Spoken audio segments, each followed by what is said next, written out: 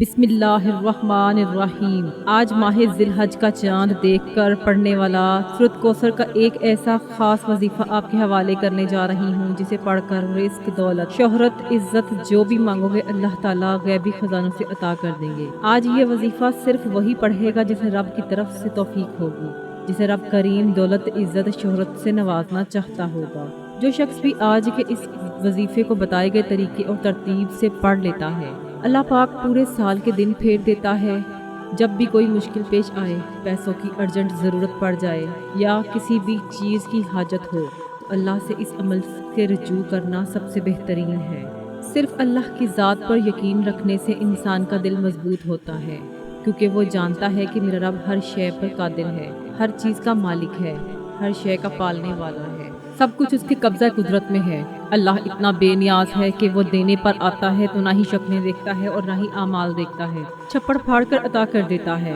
اگر آپ رزق چاہتے ہیں رزق مانگ لیں، دولت چاہتے ہیں دولت مانگ لیں۔ آج جس چیز کی بھی نیت کر کے بیٹھو گے انشاءاللہ مصلی چھوڑنے سے پہلے آپ کی ہر حاجت پوری ہو جائے گی۔ یہ رزق اور دولت کا اتنا خاص وظیفہ ہے کہ رب کی ذات تمام محتاجیاں ختم کر دیتی ہے۔ جب بندہ دنیا کی محتاجی سے نکل کر رب کا محتاج ہو جاتا ہے، رب کی پناہ میں چلا جاتا ہے، تو پھر دنیا کی کون سی طاقت ہے جو آپ سے آپ کی کامیابی کو چھین سکتی ہے؟ پھر کون ہے جو آپ کو کامیاب ہونے سے روک سکتا ہے؟ کیونکہ رب کے سوا کوئی عبادت کے لائق نہیں اور کوئی دینے والا بھی نہیں ہے۔ بے شک ہر بندہ رب کا ہی غلام ہے، ہر بندے کو نوازنے والا بھی وہی ہے۔ تو پھر کیوں نہ اللہ رب العالمین سے نبی پاک صلی اللہ علیہ وآلہ وسلم کے وسیلہ جلیلہ سے مانگا جائے، اہل بیت کے وسیلے سے مانگا جائے، اللہ پاک کے پیارے حبیب صلی اللہ علیہ وآلہ وسلم جن کی وجہ سے ہی اللہ پاک نے پوری دنیا بنائی۔ اگر آپ نبی پاک صلی اللہ علیہ وآلہ وسلم کا وسیلہ پیش کریں گے تو لازمی آپ کی ہر دعا قبول ہوگی، ہر حاجت پوری ہوگی اور آپ کے بیڑے پار لگ جائیں گے، آپ کے مقدر میں ہر چیز لکھ دی جائے گی۔ محترم ناظرین، آج ایک ایسا خاص وظیفہ آپ کی خدمت میں لے کر حاضر ہوئی ہوں۔ آج آپ یہ وظیفہ پڑھ کر اللہ کو راضی کر سکتے ہیں اور جو چاہیں اللہ سے مانگ سکتے ہیں۔ یاد رکھیے گا یہ وقت بار بار نہیں آئے گا۔ آج رب کریم سے مانگنے کا وقت ہے، آج رب کریم سے اپنی حاجات کو پورا کروانے کا وقت ہے، آج اپنی پسند کے فیصلے کروانے کا وقت ہے۔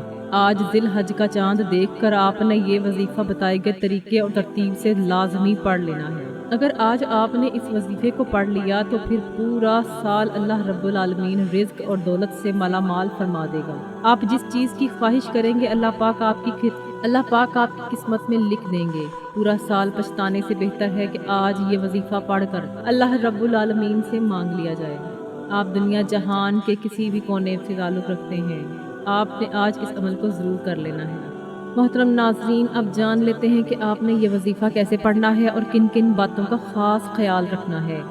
لیکن اس سے پہلے میری آپ سب سے گزارش ہے کہ اگر آپ میرے چینل پر نئے ہیں اور آپ نے ابھی تک میرے چینل کو سبسکرائب نہیں کیا تو میں آپ سے گزارش کرتی ہوں کہ آپ میرے چینل کو ضرور سبسکرائب کر لیں، کیونکہ میں روزانہ ایسے بہت سے وظائف، بہت سے اعمال کی ویڈیوز اپنے چینل پر اپلوڈ کرتی رہتی ہوں۔ اب یہ مبارک عمل کیا ہے کہ آج ذی الحج کا چاند دیکھنے کے بعد آج کی پوری رات آپ کے پاس موجود ہے۔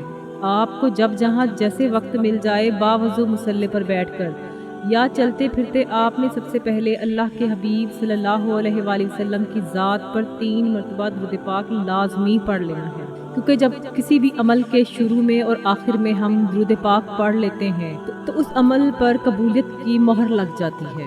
جب آپ 3 مرتبہ کوئی سا بھی درود پاک پڑھ لیں، لیکن اگر آپ درود ابراہیمی پڑھ لیں تو اس کی فضیلت اور برکت سب سے زیادہ ہے۔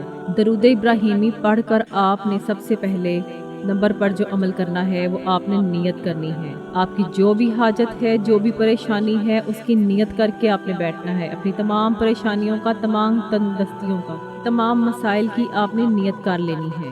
نیت کرنے کے بعد سب سے پہلے آپ نے اپنے مقصد کو ذہن میں رکھتے ہوئے فوری طور پر 1 مرتبہ اعوذ باللہ من الشیطان الرجیم بسم اللہ الرحمن الرحیم پڑھ کر وظیفے کا آغاز کرنا ہے۔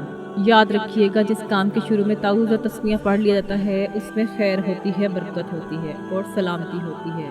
جب آپ نے اپنے خاص مقصد کی نیت کر لی، تعوذ اور تسمیہ بھی پڑھ لیا، تو اب یوں محسوس کرنا ہے جیسے دنیا جہان سے آپ کا تعلق ختم ہو چکا ہے اور آپ روضہ رسول کی جالیوں کے قریب بیٹھ کر یہ خاص وظیفہ پڑھ رہے ہیں۔ اور سب سے پہلے نمبر پر جو آپ نے وظیفہ پڑھنا ہے وہ اللہ رب العزت کی ایک صفت کا وظیفہ ہے۔ یہ سورۃ اخلاص کی دوسری آیت بھی ہے۔ آپ نے پہلے نمبر پر اللہ الصمد کو پڑھنا ہے۔ آج جو شخص کہتا ہے کہ کئی سالوں سے وظائف پڑھ رہا ہوں، کئی سالوں سے تسبیحات کر رہا ہوں، کئی سالوں سے در بدر کی ٹھوکریں بھی کھا رہا ہوں، لیکن نہ تو میرے حالات بدلتے ہیں اور نہ ہی مجھے خوشیاں نصیب ہوتی ہیں، بلکہ تکلیف مصیبتیں جان نہیں چھوڑتی، تو آج اللہ الصمد پڑھنے کی دیر ہے کہ آپ کے گھر کے کونے کونے سے غربت تنگدستی کا انشاءاللہ خاتمہ ہو جائے گا۔ جب بھی آپ پریشان ہو، تکلیف میں ہو یا مصیبت میں ہو، تو اللہ کے سامنے اپنی تمام مصیبتیں پریشانیوں کو بیان کیا کرو۔ اپنی ہر تکلیف دور کرنے کے لیے اپنے حال دل ہمیشہ اللہ کو سنایا کرو۔ وہ تماشا نہیں دیکھتا بلکہ آپ کی مدد کرتا ہے۔ جب غیب سے کوئی راستہ نہ بن رہا ہو تو آپ نے اللہ الصمد کا یہ وظیفہ آج کر لینا ہے۔ اللہ الصمد کا وظیفہ آج آپ کے لیے غنیمت ہے۔ آج یہ وظیفہ پڑھ کر اللہ سے جو مانگو گے، جتنا مانگو گے، جیسا مانگو گے، اللہ رب العزت فوری عطا فرمائے گا۔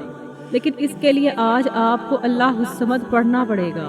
نہایت دھیان، توجہ اور خلوص نیت کے ساتھ آپ نے 41 مرتبہ اللہ الصمد کو پڑھنا ہے۔ 41 بار پڑھنے کا مطلب ہے کہ آپ 41 بار پڑھ کر اللہ کو راضی کرنا چاہتے ہیں، 41 بار پڑھ کر اپنے مقصد کو، اپنی حاجت کو پورا کروانا چاہتے ہیں، اور اپنے دائیں اور بائیں کندھوں پر نظر ماریں، کیونکہ آپ کے بائیں کندھے پر بھی فرشتے موجود ہیں، دائیں کندھے پر بھی فرشتے موجود ہیں، اور جب آپ دائیں اور بائیں کندھے پر نظر مارتے ہیں، اللہ الصمد کو پڑھتے ہیں، تو فرشتے اللہ الصمد کا ذکر اپنے اپنے رجسٹر میں لکھ لیتے ہیں، اور جیسے ہی فرشتے اللہ کے حضور پیش ہوتے ہیں، آپ کے نامہ اعمال اللہ پاک کی بارگاہ میں پیش کیے جاتے ہیں۔ فرشتے بندے کا نام پیش کرتے ہیں۔ فرشتے کہتے ہیں کہ یہ بندہ آپ کے لیے اللہ الصمد کی تڑپ رکھتا ہے، تو اللہ تعالیٰ فرماتا ہے کہ اس بندے سے میں راضی ہوں، اور اللہ الصمد کی برکت سے اسے مالا مال کیے جاؤ، جو مانگتا ہے عطا کر دو۔ لیکن شرط یہ ہے کہ آپ نے اللہ الصمد کو بتائے گئے طریقے سے پڑھنا ہے، کوتاہی نہیں کرنی۔ جب آپ 41 مرتبہ اللہ الصمد کو پڑھ لیں تو دوسرے نمبر پر جو وظیفہ پڑھنا ہے وہ ایک قرآنی سورت کا وظیفہ ہے۔ یہ سورت کوثر ہے۔ یہ سورت خزانوں کا مالک بناتی ہے اور ہر دعا کو قبول کرتی ہے، رکاوٹیں ختم کرتی ہے، بندشوں کا توڑ کرتی ہے۔ جب کوئی بندہ سورت کوثر پڑھتا ہے، اللہ کا ذکر کرتا ہے، اللہ کا لاڈلا ہو جاتا ہے۔ اللہ اپنی وحدانیت کے طفیل رزق سے، دولت سے مالا مال کر دیتا ہے۔ آج سورت کوثر کا یہ وظیفہ آپ کی تقدیر کو بدل کر رکھ دیتا ہے، نصیب کے بند تالوں کو کھول دے گا۔ ایسا معجزہ ہوگا کہ آپ اپنی کھلی آنکھوں سے دیکھ لیں گے کہ آج کس طرح اللہ رب العزت نے آپ کو خوشحال کر دیا ہے۔ آپ نے سورت کوثر کو ہاتھ کی انگلیوں پر یا تسبیح کے دانوں پر 29 مرتبہ پڑھنا ہے۔ اس کا فائدہ کیا ہوگا بتانے کا مقصد یہ ہوتا ہے کہ ایک تو یہ مستند اور خاص اعمال ہیں، جس طرح بتایا جائے ویسے ہی پڑھنا ہے، اس میں کوئی رد و بدل کرنے کی اجازت نہیں، اور دوسرا چھوٹے چھوٹے وظائفوں سے فائدہ یہ ہوتا ہے کہ آپ تھوڑا پڑھیں لیکن اچھے طریقے سے پڑھیں، یقین کامل سے پڑھیں، کیونکہ بعض اوقات بڑے بڑے وظیفوں سے انسان کا دھیان ہٹ جاتا ہے، اسے سمجھ ہی نہیں آتی کہ اس کی توجہ کھو جاتی ہے۔ اب آپ نے تیسرے نمبر پر کون سا وظیفہ پڑھنا ہے؟ آپ نے تیسرے نمبر پر اللہ تعالیٰ کے 2 صفاتی ناموں کا وظیفہ پڑھنا ہے۔ ایک اللہ رب العزت کا ذاتی نام ہے اور ایک اللہ کا صفاتی نام ہے۔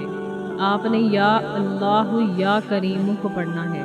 یا کریم کا مطلب ہے اے کرم کرنے والے، اور یا اللہ کا مطلب ہے اے میرے اللہ، یعنی اے میرے معبود۔ جب بندہ یا اللہ یا کریم پڑھتا ہے تو اللہ پاک کے قریب سے قریب تر ہو جاتا ہے۔ اس طرح سے آپ نے یا اللہ یا کریموں کی ایک تسبیح پڑھنی ہے، یعنی 100 مرتبہ آپ نے یا اللہ یا کریموں کو پڑھنا ہے۔ اگر ہماری زندگیوں پر اللہ پاک کی صرف ایک نظر کرم ہو جائے تو ہماری پوری زندگی کے لیے وہ نظر کرم کافی ہو جائے گی۔ اگر آپ بھی اللہ پاک کی ایک نظر کرم چاہتے ہیں تو یہ چھوٹے چھوٹے سے 3 وظائف ضرور پڑھ لیں۔ پہلے نمبر پر آپ نے اللہ الصمد کو 41 مرتبہ پڑھنا ہے، پھر دوسرے نمبر پر سورت کوثر کو آپ نے 29 بار پڑھ لینا ہے، اور تیسرے نمبر پر آپ نے یا اللہ یا کریم کو 100 مرتبہ پڑھنا ہے۔ جب آپ یہ تینوں اعمال بتائے گئے طریقے اور ترتیب سے پڑھ لیں تو آخر میں پھر 3 بار درود پاک لازمی پڑھ لیں، جو آپ نے عمل کے شروع میں پڑھا تھا۔ اب آپ کا عمل مکمل ہو گیا ہے۔ یہ وظیفہ مکمل ہوتے ساتھ ہی آپ نے دعا مانگنی ہے، اللہ تعالیٰ سے اپنے گناہوں کی بخشش مانگنی ہے، رو رو کر گڑ گڑا کر اللہ تعالیٰ سے توبہ استغفار کرنی ہے۔ انشاءاللہ اس وظیفے کی برکت سے آپ کے سارے صغیرہ کبیرہ گناہ معاف ہو جائیں گے۔ محترم ناظرین، یاد رکھیے گا، دعا ایسا خوبصورت عمل ہے جس میں مانگنے والا اپنی پریشانیاں اور مشکلات اللہ تعالیٰ کے حوالے کر دیتا ہے، اور اللہ تعالیٰ اس کے جواب میں اپنی رحمتیں اور فضل مانگنے والے کی جھولی میں ڈال دیتا ہے۔